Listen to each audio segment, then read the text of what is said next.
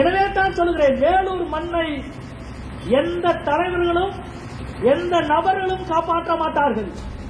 மக்களுக்கு ஏற்படுகிற அரசியல் விழிப்புணர்ச்சி மட்டும்தான் காப்பாற்றும். இந்த கனிமத்தை நீ எடுப்பது மக்களுக்காகவா, நாட்டுக்காகவா? கிடையாது. உலக சந்தையில் நீ விற்பதற்காக நான் ஏன் என் நிலத்தை இழக்க வேண்டும்? உலக சந்தையில் வேளாந்தா லாபம் சம்பாதிப்பதற்காக நாங்கள் ஏன் புற்றுநோயை பரிசாக பெற வேண்டும்?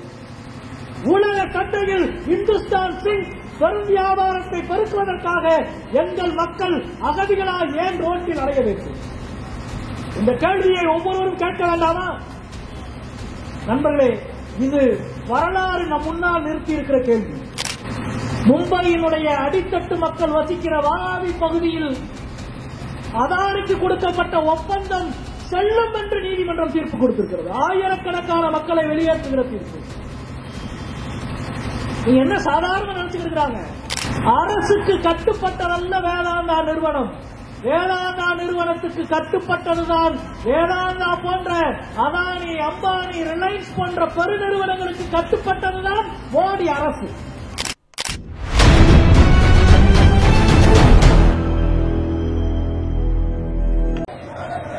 சுரண்டு வாதை, சுரண்டு வாதை,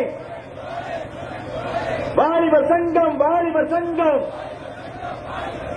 அனுமதிக்க மாட்டோம், அனுமதிக்க மாட்டோம். ரத்து செய், ரத்து செய். டங்ஸ்டன் சுரங்க ஏலத்தை ஒன்றிய அரசு ரத்து செய்ய வேண்டும் என்ற கோரிக்கையை முன்வைத்து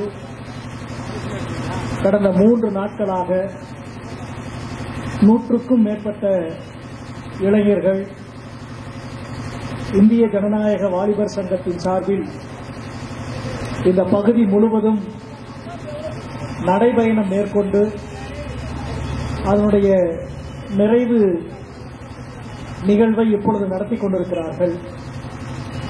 இந்த நிகழ்வுக்கு தலைமையேற்றிருக்கிற இந்திய ஜனநாயக வாலிபர் சங்கத்தினுடைய மாநில தலைவர் தோழர் கார்த்திக் அவர்களுக்கும், வரவேற்புரை நிகழ்த்திய மதுரை புறநகர் மாவட்ட செயலாளர் தோழர் தமிழரசன் அவர்களுக்கும், இங்கே உரையாற்றி அமர்ந்திருக்கின்ற வாலிபர் சங்கத்தினுடைய மாநில துணைத் தலைவர்கள் தோழர் பாலாஜி, தோழர் செல்வராஜ் அவர்களுக்கும், புறநகர் மாவட்ட தலைவர் கருப்பசாமி, மாநகர் மாவட்ட தலைவர் பாவேல், புறநகர் மாவட்ட பொருளாளர் பாலகிருஷ்ணன், மாநகர் பொருளாளர் வேல்தேவா, இந்திய மாணவர் சங்கத்தினுடைய மாவட்ட செயலாளர் தோழர் பிருந்தா அவர்கள், அதேபோல மாநில குழு உறுப்பினர்கள் தோழர் சுரேஷ், கருப்பசாமி, முருகேஷ், கௌதம் அவர்கள், எனக்கு முன்னதாக சிறப்புரையாற்றிய டிஒஎஃப்ஐயினுடைய மாநில பொருளாளர், மாநில செயலாளர் அருமைக்குரிய தோழர் ஏவி சிங்காரவேலன் அவர்கள், அதேபோல எனக்கு முன்னதாக இங்கே சிறப்புரையாற்றிய பூவுலகி நண்பர்களுடைய பொறுப்பாளர், தமிழ்நாட்டில் சூழலியல் சார்ந்து சமரசம் இல்லாமல் தொடர்ந்து போராடி கொண்டிருக்கின்ற அமைப்பு பூவுலகி நண்பர்கள் அமைப்பு. கூடங்குளம் துவங்கி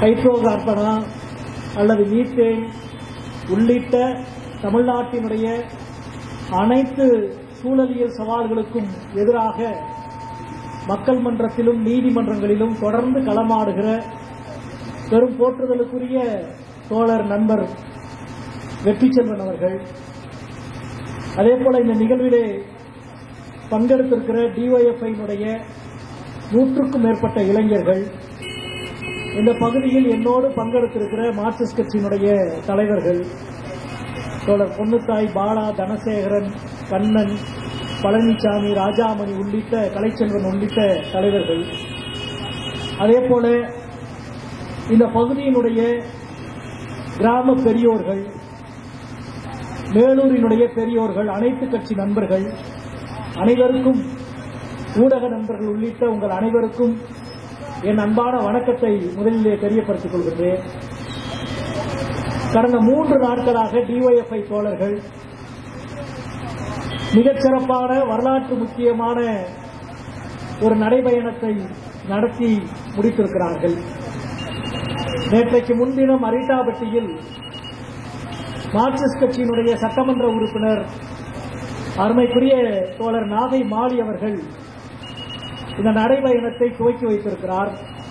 மதுரை மாநகரினுடைய துணை மேயர் தோழர் நாகராஜன் உள்ளிட்ட பலரும் பங்கெடுத்திருக்கிறார்கள். அரிட்டாபட்டி, வல்லாளப்பட்டி, புலிப்பட்டி, கிடாரிப்பட்டி, அழகாபுரி, அழகர்கோவில் என்று முதல் நாள் இந்த பயணம் என்பது நடந்திருக்கிறது.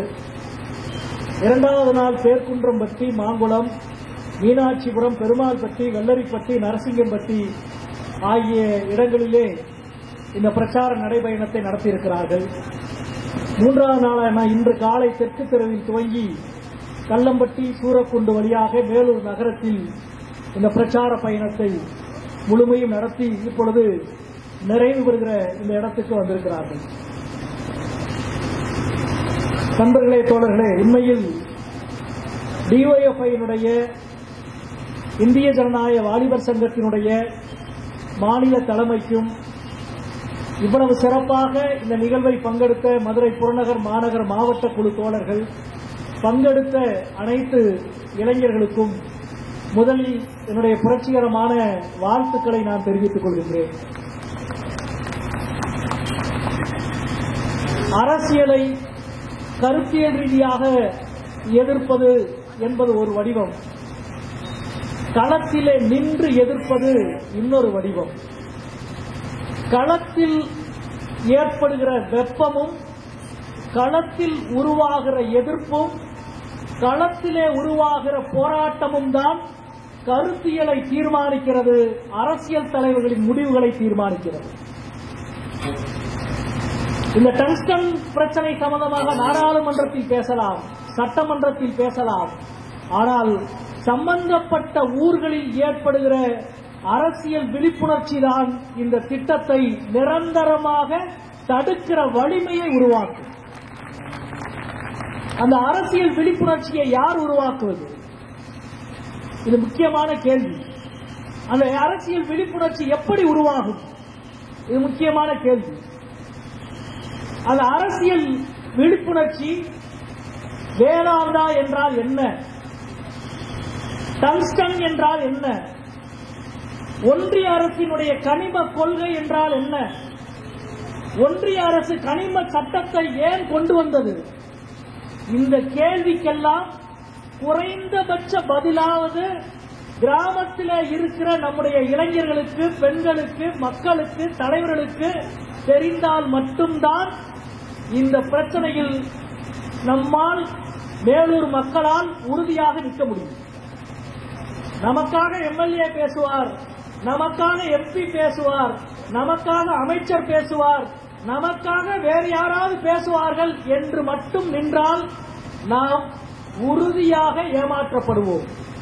நமக்காக நாம் பேசுவோம் என்று லட்சக்கணக்கான மக்களின் குரல் தான் அரசை செவிமடுக்கும். அந்த விழிப்புணர்வு, அந்த உரையாடல் முக்கியம். அருமை தோழர் வெற்றி செல்வன் இங்கே பேசினார். இந்த கூட்டத்தில் பங்கெடுப்பதற்காக அவர் சென்னையிலிருந்து வந்திருக்கிறார். கூடங்குளம் எவ்வளவு பெரிய பிரச்சனையை உருவாக்கியது, ஸ்டெர்லைட் எவ்வளவு பெரிய பிரச்சனையை உருவாக்கியது. அவ்வளவு பெரிய பிரச்சனைகளின் பொழுதும் அதிகாரத்திற்கு எதிராக சமரசமில்லாமல் போராடக்கூடிய வெற்றி செல்வனை போன்றவருடைய கருத்துக்கள் மேலூர் மண்ணில் எதிரொலிக்க வேண்டும். அதுதான் நம்மை மேலும் கூர்தீட்டுவதற்கு பயன்படும். இந்த டிஒய்எஃப்ஐ தலைவர்கள் பேசினார்கள். இந்த பகுதியினுடைய இளைஞர்களுக்கு திரட்டுவது மிக முக்கியமான வேலை. அனைத்து ஊராட்சியிலும் பெரியவர்கள், சிறியவர்கள், பெண்கள், ஆண்கள் எல்லாருக்கும் இந்த திட்டத்தை பற்றிய விழிப்புணர்வு வேண்டும். ஏன் நாம் எதிர்க்கிறோம்? மிக முக்கியமான கேள்வி. நண்பர்களே, மேலூரை சார்ந்த பெரியோர்களே, இத்தனை ஊராட்சியை சார்ந்த மக்களே, எழுதி வைத்துக் கொள்ளுங்கள். வேதாந்தா அவ்வளவு எளிதில் இந்த திட்டத்தை விட்டுவிட்டு போக மாட்டான். எழுதி வைத்துக் கொள்ளுங்கள். அரசுக்கு கட்டுப்பட்டதல்ல வேதாந்தா நிறுவனம். வேதாந்தா நிறுவனத்துக்கு கட்டுப்பட்டதுதான் வேதாந்தா போன்ற அதானி, அம்பானி, ரிலையன்ஸ் போன்ற பெருநிறுவனங்களுக்கு கட்டுப்பட்டதுதான் மோடி அரசு. அதுதான் இந்த நாட்டின் நீதிமன்றம். இன்றைக்கு நீதிமன்றம் ஒரு தீர்ப்பு கொடுத்திருக்கிறது. மும்பையினுடைய அடித்தட்டு மக்கள் வசிக்கிற வாவி பகுதியில் அதானிக்கு கொடுக்கப்பட்ட ஒப்பந்தம் செல்லும் என்று நீதிமன்றம் தீர்ப்பு கொடுத்திருக்கிறது. ஆயிரக்கணக்கான மக்களை வெளியேற்றுகிற தீர்ப்பு. நீங்க என்ன சாதாரண நினைச்சுட்டு இருக்கிறாங்க? நாங்கள் மிகுந்த ஆவேசத்தோடு, மிகுந்த கோபத்தோடு, ஆனால் பொறுப்புணர்ச்சியோடு இந்த இயக்கங்களை கட்டி எழுப்பி இருக்கிறோம். 3 நாட்களாக இவ்வளவு இளைஞர்கள் இந்த ஊரெங்கும் போனது முக்கியமல்ல. இந்த இளைஞர்களுக்காக எல்லா ஊர்களிலும் கிராமம் சார்பாக வரவேற்பு கொடுத்த உணவுதான் மிக மிக முக்கியமானது. இணைந்து நடந்த 100 பேரும் அரசியல் வயப்பட்ட இளைஞர்கள். இந்த திட்டத்தால் ஏற்படுகிற நன்மை என்ன, தீமை என்ன, விளைவு என்ன, வினை என்ன என்று இந்த தோழர்களுக்கு தெரியும். ஆனால் எங்களது நடையின் மூலமாக, எங்களது பிரச்சாரத்தின் மூலமாக, எங்களை வருத்தி நடப்பதன் மூலமாக நாங்கள் கொண்டு செல்ல வேண்டிய அரசியல் இருக்கிறதே, அது முக்கியம். அந்த அரசியல் தெரிந்ததால் தான் இவ்வளவு கிராமங்களிலும் இவ்வளவு பெரிய எழுச்சியான வரவேற்பை வேலூர் மக்கள் கொடுத்திருக்கிறார்கள். வரலாற்றில் மிக மிக முக்கியமான ஒன்று. நான் முதலிலே குறிப்பிட்டதை போல இது இன்றோடு முடியப் போவதல்ல. நமக்கு மிகப்பெரிய நம்பிக்கை தமிழக சட்டமன்றத்திலே நிறைவேற்றிய தீர்மானம், மாண்புமிகு முதலமைச்சர் அவர்களால் கொண்டு வரப்பட்ட தீர்மானம், அனைத்து கட்சிகளும் ஏகமனதாக நிறைவேற்றி இருக்கிற தீர்மானம். அது மிகப்பெரிய நம்பிக்கை நமக்கு. ஆனால் வெற்றி செல்வன் அவர்கள் பேசியதை நீங்கள் கேட்டிருப்பீர்கள். இவ்வளவு நடந்த பிறகும் ஒன்றிய அரசு வாய் திறக்கவில்லை. நேற்றைக்கு முன்தினம் நான் போன வாரம் இங்க மார்க்சிஸ்ட் கட்சி சார்பாக நடந்த ஆர்ப்பாட்டத்தில் பேசிவிட்டு நேரடியாக டெல்லிக்கு கிளம்பினேன் பாராளுமன்றத்தில் பங்கெடுக்க. நேற்று பாராளுமன்றத்தை முடித்துவிட்டு இன்றைக்கு மதியம் நேரா திருப்பி இதே இடத்துக்கு வந்து நிற்கிறேன். 2 நாளைக்கு முன்னால் ஒன்றிய அமைச்சர் அவரிடம் நான் பேசுகிறேன். டங்ஸ்டன் திட்டத்தை, ஏலத்தை ரத்து செய்கிற அறிவிப்பை செய்வதில் உங்களுக்கு என்னதான் பிரச்சனை சொல்லுங்கள் என்று. அந்த அமைச்சர் என்ன தெரியுமா என்று சொன்னார்? 5000 ஏக்கர் அந்த பகுதி, நாங்கள் ஏலம் விட்டிருக்கிற பகுதி 5000 ஏக்கர். நீங்கள் சொல்லுகிற புராதான சின்னங்கள், தொல்லியல் சின்னங்கள், இவைகளெல்லாம் இருப்பது வெறும் 500 ஏக்கரில் மட்டும்தான். இந்த 500 ஏக்கரை விட்டுட்டு மீதம் இருக்கிற 4500 ஏக்கரில் சுரங்கம் தோண்டுவதில் உங்களுக்கு என்ன பிரச்சனை என்று என்னை பார்த்து கேட்கிறார். அப்படின்னா என்ன அர்த்தம்? அவர் ரொம்ப உறுதியா இருக்கிறார். அதனால்தான் இன்றைக்கு வரை, இன்றைக்கு இவ்வளவு நடந்தாச்சு. சட்டமன்றத்தில் பேசியாச்சு, தீர்மானம் நிறைவேற்றியாச்சு, நாடாளுமன்றத்தில் பேசியாச்சு, அமைச்சரை பார்த்து கொடுத்தாச்சு, போராட்டம் நடந்துச்சு, எல்லாம் நடந்துச்சு. ஆனால் ஏல உத்தரவு ரத்து என்று இப்பொழுது வரை அவர்கள் அறிவிக்கவில்லை. அறிவிக்க மாட்டார்கள். எழுதி வைத்துக் கொள்ளுங்கள். நாம் இப்படி இருந்தால் அவர்கள் அறிவிக்க மாட்டார்கள். இது பத்தாது. நம்முடைய எதிர்ப்பு நடவடிக்கைகள் பத்தாது. மேலூர் மக்களே, லட்சக்கணக்கான மேலூர் மக்களுக்கு உங்களின் சேவகன் என்ற முறையில், மதுரையின் நாடாளுமன்ற உறுப்பினர் என்ற முறையில் சொல்லுகிறேன், நம்முடைய விழிப்புணர்வு மட்டும்தான் நம்மையும் இந்த மண்ணையும் காப்பாற்றும். மோடி காப்பாற்ற மாட்டார், ஒன்றிய அரசு காப்பாற்றாது. இந்த போராட்டம் அடுத்த கட்டத்துக்கு நகர்ந்தால் மட்டும்தான் ஒன்றிய அரசினை ரத்து செய்யும். இல்லை என்றால் நிரந்தரமாக நம் தலைக்கு மேல் தொங்குகிற கத்தி இந்த ஏல உத்தரவு. அதான் வெற்றி செல்வன் சொன்னது.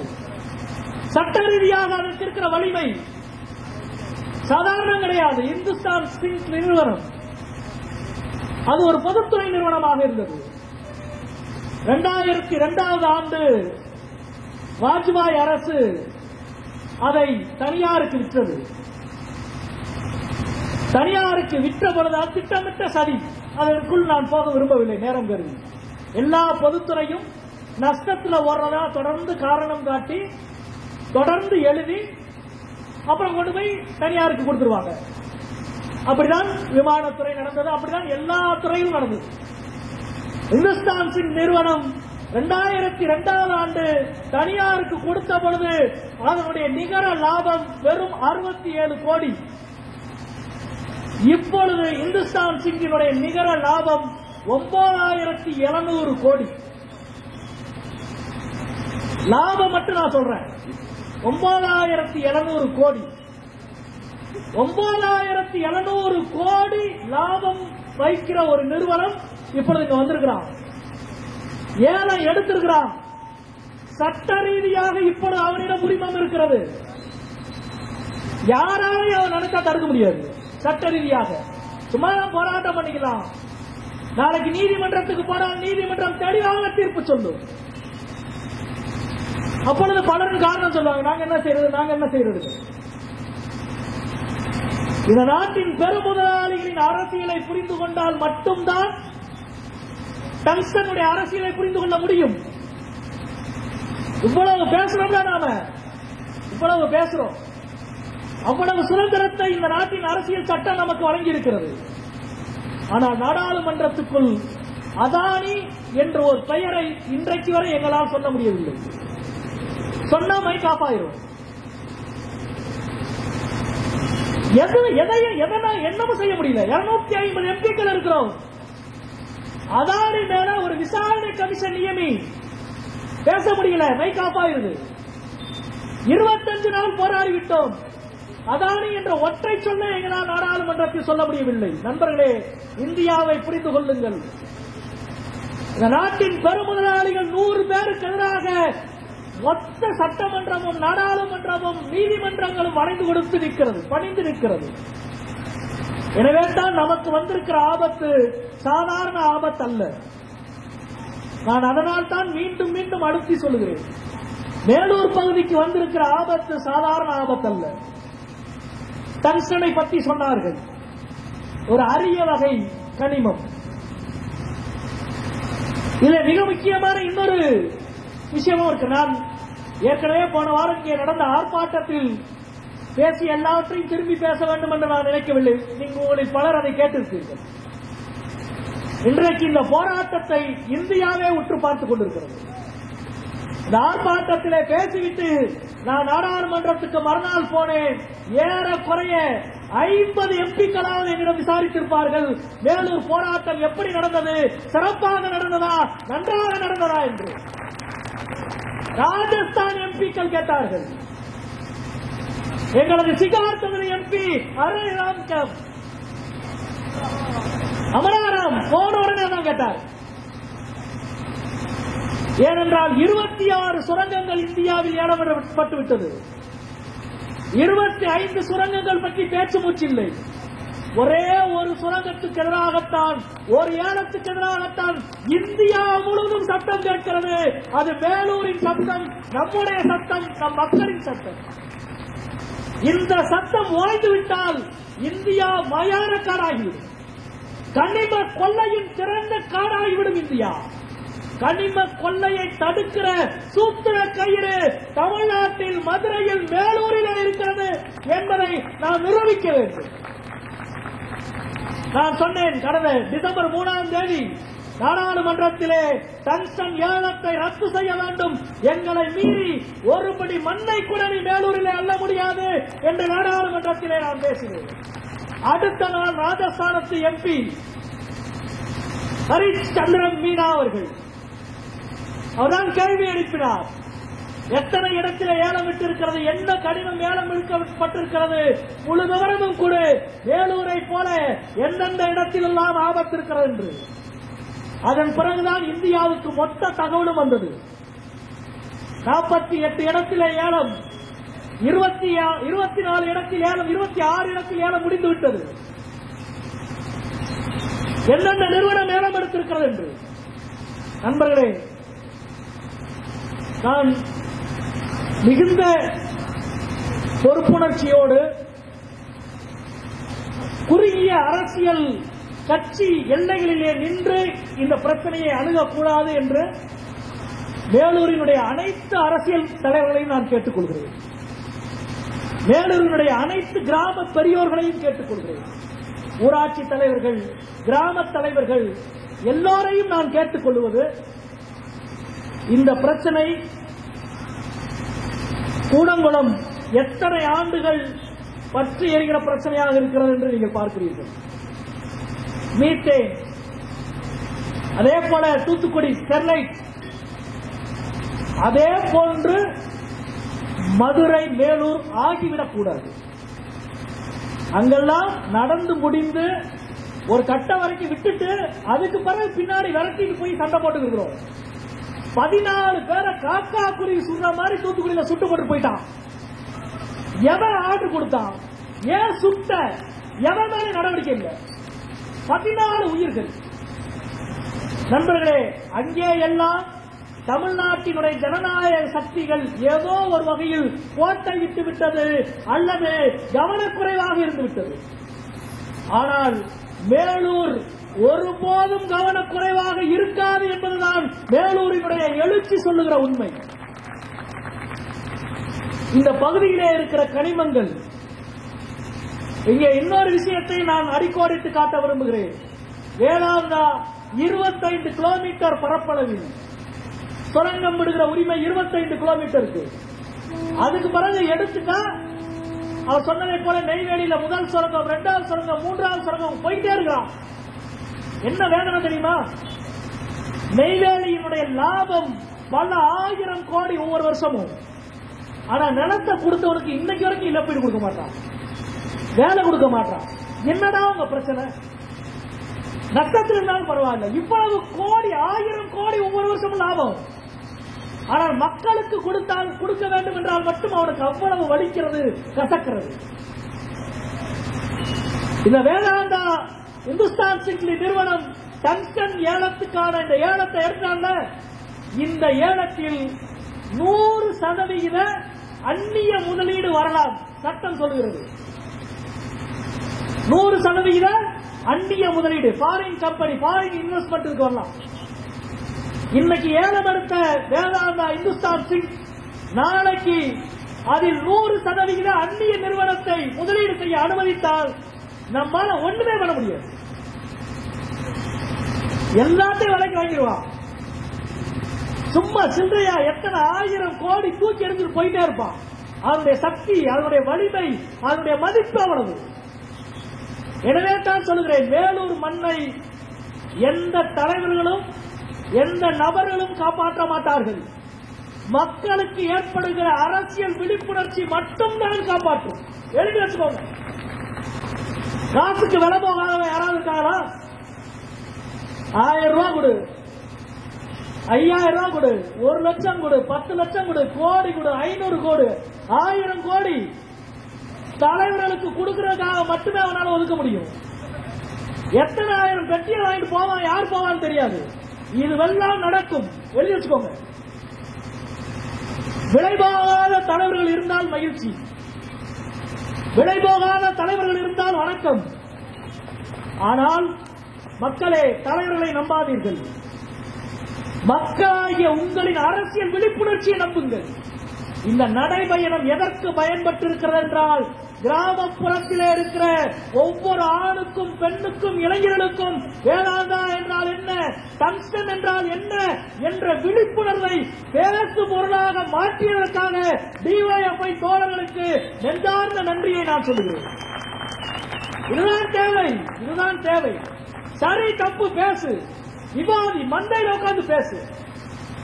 நண்பர்களே, வேலூருக்கு என்று ஒரு வரலாறு இருக்கிறது. இந்த பகுதி நிலங்கள் வேலூரோட சேர்ந்து சிவகங்கைன்னா பெயரோடப்பட்டிருக்கு. இந்த பகுதியினுடைய கனிம வளம், இந்த பகுதியினுடைய பாறைகள் இந்தியாவின் நிலவியலில் மிக பழமையான பாறைகள் வட இந்தியாவில் கிடையாது. இந்தியாவில் மிக பழமையான பாறைகள் தென்னிந்தியாவில் தான் இருக்கு. அதில் அதிகமான பாறைகள் தமிழ்நாட்டில் தான் இருக்கு. நம்ம வீட்டுல கடைசி சின்ன பிள்ளை இருக்குல்ல, 8 வயசுக்குள்ள, அந்த மாதிரிதான் இமயமலை. ரொம்ப சின்ன மலை வயசுல. நம்ம வீட்டுல 85 வயசு பாட்டி இருக்கும்ல, அந்த மாதிரி 85 வயசு பாட்டி தான் அரிட்டாபட்டி மலையும், அழகர் மலையும், கீழவளவு மலையும், கச்சான்பட்டி மலையும். இமயமலை மாதிரி 1000 மடங்கு வயது முதிர்ந்த மலைகள் இதெல்லாம். இந்த நிலத்தை காப்பாற்ற வேண்டிய பொறுப்பு உனக்கு எனக்கு இல்லையா? எதுக்கு டங்ஸ்டன் எடுக்க உத்தரப்பிரதேசத்துக்கும் அல்லது பீகாருக்கும் போகாம இங்க வர்றான்? டங்ஸ்டன் எப்படி இங்க இருக்கு?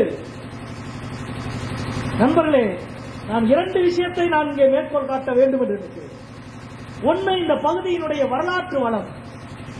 நீங்க மதுரை மாவட்டத்தினுடைய தொல்லியல் கையேடு எடுத்து வைங்க. வரலாற்று பூர்வமான கையேடை எடுத்து வச்சீங்கன்னா அது 50% இடம் எங்க இருக்குன்னா வேலூர் தாலுகால இருக்கு. மீனாட்சிப்பட்டியில ஆரம்பிச்சு அலர்கோவில இருந்து, அரிட்டாபட்டியில இருந்து, திருமோகூர்ல இருந்து, கீழவளவுல இருந்து, கச்சரான்பட்டியில இருந்து, வரிசையா நீங்க பாத்தீங்கன்னா ஆமூர்ல இருந்து எல்லாம் 2500 3000 வருஷத்துக்கு முன்னால் எழுத்துக்கள் எழுதப்பட்டிருக்கிற நிலம். உலகத்திலே கிடையாது. உலகத்திலே கிடையாது. ஒரு 20 வருஷத்துக்கு முன்னால் சுவிட்சர்லாந்தை சார்ந்த ஒரு மிக முக்கியமான எழுத்தாளர் அரிட்டாபட்டியினுடைய கண்மாயின் பின்புறம் இருக்கிற பிற்கால பாண்டியர் காலத்து புகைவரை கோவிலை பார்த்துவிட்டு ஒரு பத்திரிகை எழுதினார். உலகத்திலேயே மிக அழகான நிலவியல் அமைப்பு இருக்கிற நிலம் இந்த நிலம் என்று எழுதினார். நான் ஆச்சரியப்பட்டேன். சுவிட்சர்லாந்து ஜெர்மனியிலிருந்து வரவேன், இங்க வந்து எப்படிப்பா அப்படி எழுதுற அப்படின்னு. அவ்வளவு அழகான நிலவியல் அமைப்பு, அவ்வளவு பெரிய வரலாற்று சிறப்பு மிக்க இடம். 3000 வருஷத்துக்கு முன்னால் இவ்வளவு வரலாற்று சின்னங்கள் இங்கே எல்லாம் இருக்கிறது என்றால் அதை காப்பாற்ற வேண்டிய பொறுப்பும் கடமையும் நமக்கு இருக்கிறது. நண்பர்களே,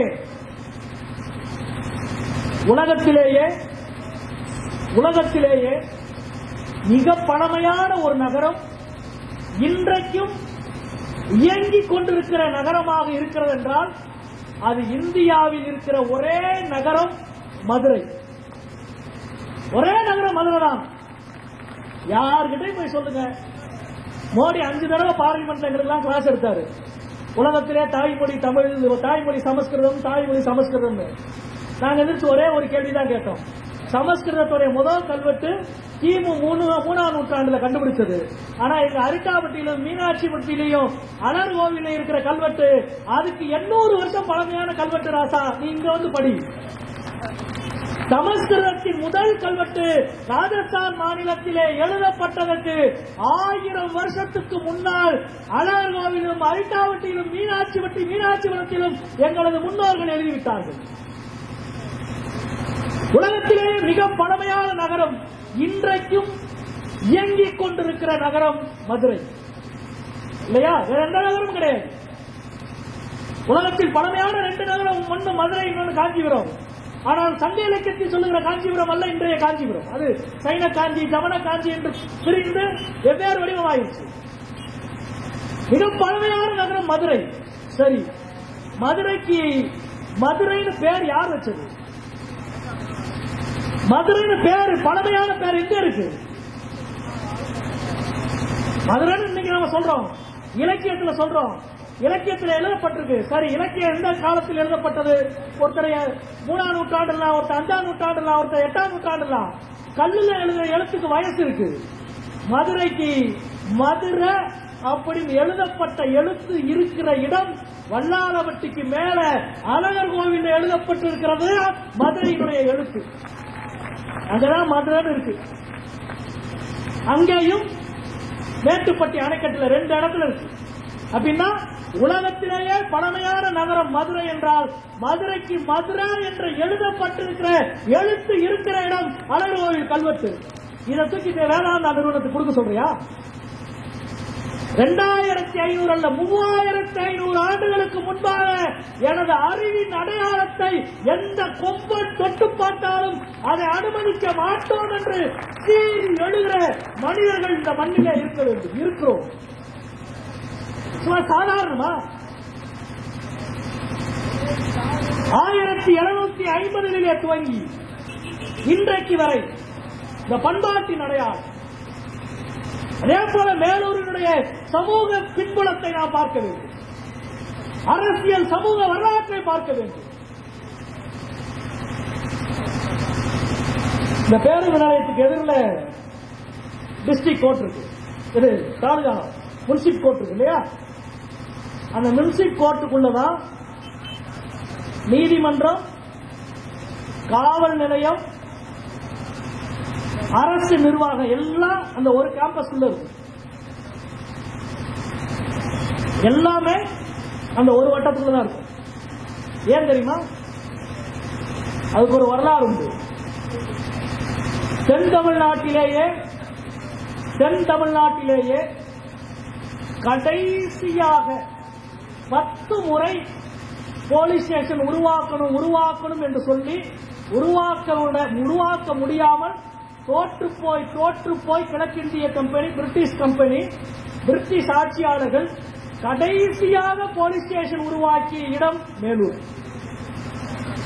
அது வரைக்கும் அவனால தலையில நின்று பார்த்தா மேலூர்ல போலீஸ் ஸ்டேஷன் உருவாக்க முடியல. ஏனென்றால் இந்த பிரிட்டிஷாருக்கு காட்டிய எதிர்ப்பின் அடையாளம் தான் இந்த இடம். வெள்ளக்காரன் தன்னுடைய ஆபீஸ பூரா ஒரே காம்பவுண்டுக்குள்ள வச்சுட்டா, வேற எங்கேயும் கிடையாது. திருமங்கலத்துக்கு போங்க, திருநெல்வேலிக்கு போங்க, நீதிமன்றம் ஒரு பக்கம் இருக்கும், டிஸ்ட்ரிக்ட் அட்மினிஸ்ட்ரேஷன் வேற பக்கம் இருக்கும், எல்லாம் தனித்தனியா இருக்கு. எல்லாமே ஒரே காம்பஸ்குள்ள இருக்கும். ஏனென்றால் மேலூரினுடைய பகுதியில் பிரிட்டிஷாருக்கு எதிரான மிகப்பெரிய போராட்ட களமாக இருந்த நிலம் மேலூர். அதனால்தான் ஊமத்துறை பாஞ்சாலங்குறிச்சியிலிருந்து தப்பி வந்த பிறகு மேலூர் நாட்டிலே கடைசியாக பல மாதம் உயிரோடு இருந்தார். பெரியார் அணை தண்ணீர் எப்படி மேலூருக்கு வந்தது?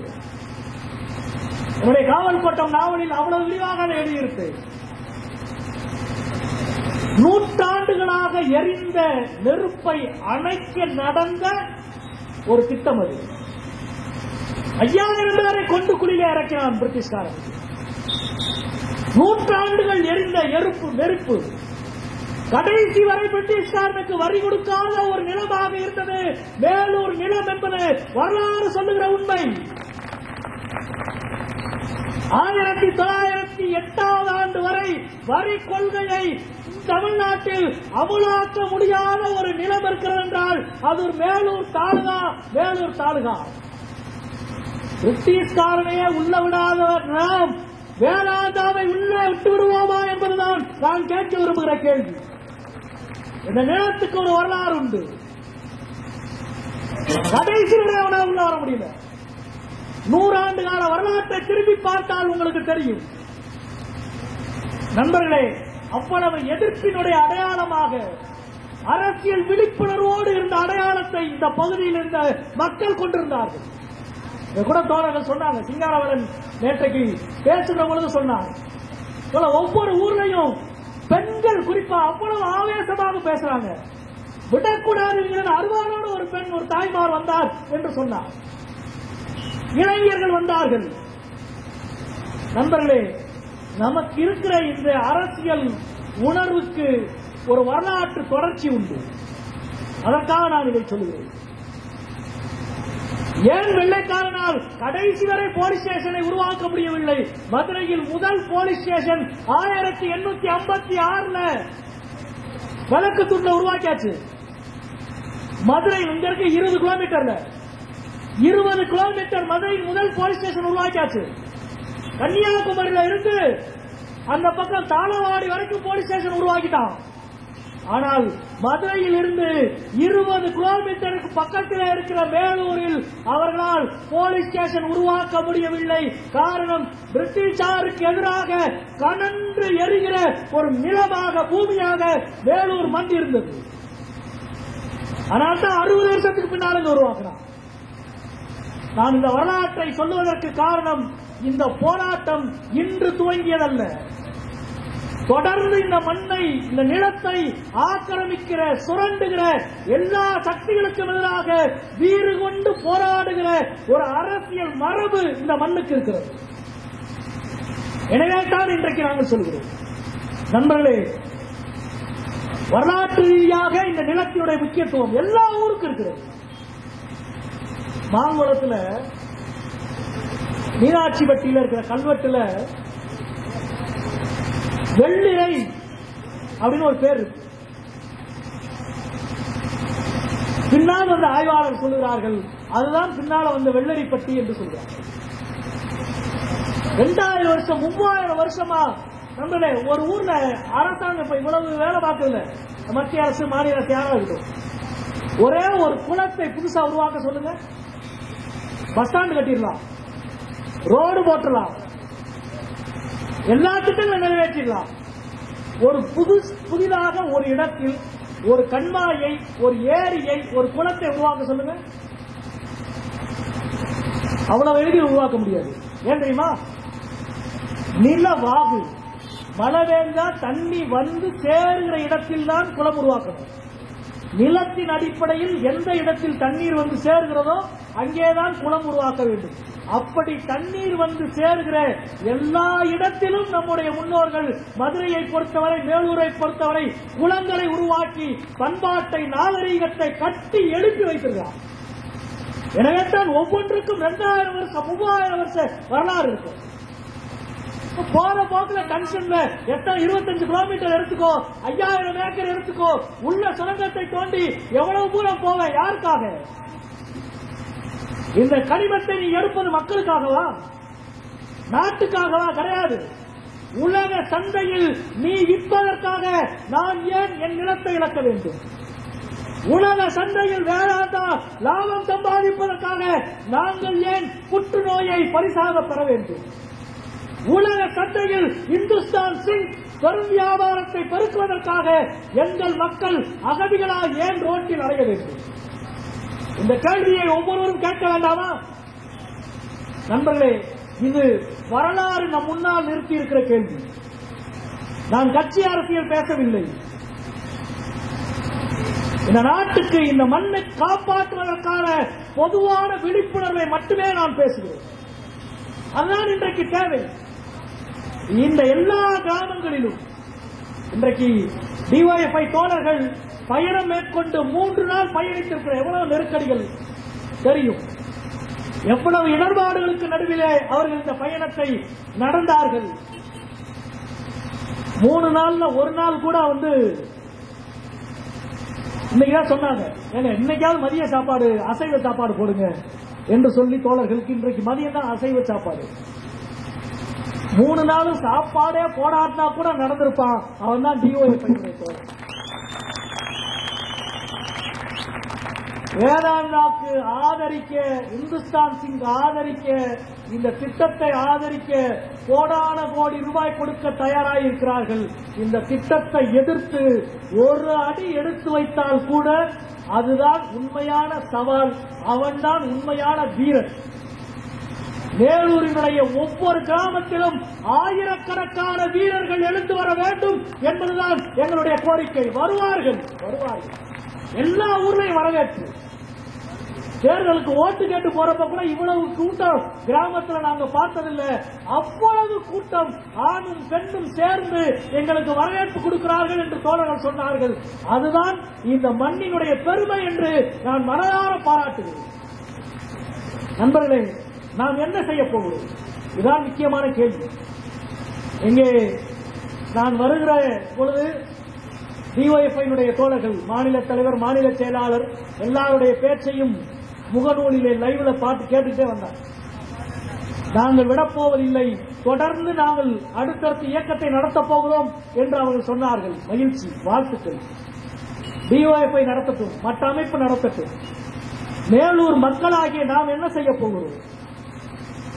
எல்லா ஊர்களிலும், சம்பந்தப்பட்ட எல்லா ஊரிலும் ஒரு பொதுவான அமைப்புகளை உருவாக்கி நமக்கு ஆதரவு தெரிவிக்கிற எல்லோரையும் இணைத்து டங்ஸ்டன் ஏல ஒப்பந்தம் ரத்து என்று ஒன்றிய அரசு அறிவிக்கும் வரை போராட்டத்தை முன்னெடுத்து செல்லுவது மட்டும்தான் நமக்கு முன்னால் இருக்கிற ஒரே வழி. அவன் அவ்வளவு சீக்கிரம் அறிவிக்க மாட்டான். 10,000 கோடி சம்பந்தப்பட்ட ஒரு திட்டம் இது. 10,000 கோடி சம்பந்தப்பட்ட திட்டம். வேதாந்தாவுக்கு ஆதரவாக யார் இருக்கிறார்? இந்த நாட்டினுடைய அரசமைப்பு எல்லாம் இருக்கிறது. ஒன்றிய அரசு, மோடி அரசு, நீதிமன்றங்கள் எல்லாம். அவனுக்கு எதிராக யார் இருக்கானா? மக்கள் சக்தி என்ற மகத்தான சக்தி இருக்கிறது. அதை நம்பி நாம் பயணப்படுவோம். இந்த திட்டத்தை முழுமையாக சொல்லுவோம். தமிழக அரசு எடுத்திருக்கிற இந்த தீர்மானம் மிகப்பெரிய ஒரு கேடயம் நமக்கு. அதற்காக மாண்புமிகு தமிழக முதல்வரை சட்டமன்றத்தில் ஆதரித்த அனைத்து கட்சி உறுப்பினர்களையும் நாம் பாராட்டுவோம். ஆனால் வேதாந்தா கொடுக்கப்பட்ட டங்ஸ்டன் ஒப்பந்தம் ரத்து செய்யப்படும் வரை நம் தலைக்கு மேலே கத்தி தொங்கிக் கொண்டிருக்கிறது. எந்த ஒரு நிமிடத்திலும் ஒரு சாதகமான அரசியல் சூழல் தனக்கு வந்தால் அடுத்த நாளே அவன் அமல்படுத்துவான். ஆனால் நம்மை பொறுத்தவரை இப்பொழுது துவங்குகிற இந்த போராட்டத்தை அந்த திட்டம் ரத்து என்று சொல்லுகிற வரை முடிக்காமல் தொடர்ந்தால் மட்டும்தான் இதை நீங்கள் நிறுத்த முடியும். இப்போதைக்கு ஆபத்து இல்லை அப்படி விட்டோம்னா அவ்வளவுதான். கயிறு நம்மிடம் இருக்காது. மக்கள் சராசரி ஆகிவிடுவார்கள்.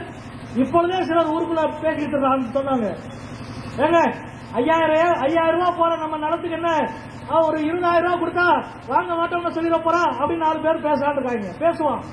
இந்த 4 பேர் இருக்கான அவன் எல்லா காலத்திலும் இருந்திருக்கிறான்.